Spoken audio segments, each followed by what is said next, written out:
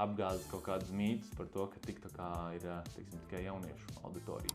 2020. gada beigās, kad viņi mūs uzrunāja, principā ienāca tirgu kā jauns dalībnieks, jauns uzņēmums. Tajā laikā sākām pamatā ar reklāmu Google, Facebook, jo tie bija tādi top kanāli. Dažu mēnešu laikā jau sāka šie ieguldījumi atmaksāties. Vairākus šos gadus strādājām ar stabiliem un augošiem rezultātiem. Pagājušā gadā bija tāds kā lūzuma funkcija sadarbībā ar šo klientu, kad rezultāti diezgan strauji pasliktinājās. Tajā brīdī meklējām kaut kādus jaunus risinājumus, ģenerējām idejas no savas puses un, principā, pierunājām klientu izmēģināt šo te izglītojošo video saturu, startēt arī TikTok vidē, kas bija diezgan varbūt drosmīgs solis no viņu puses, jo viņu auditorija pamatā ir vecumā 55+. Rezultāti tajā brīdī diezgan strauji uzlabojās, arī citās platformās pieteikumi sāka nākt vairāk.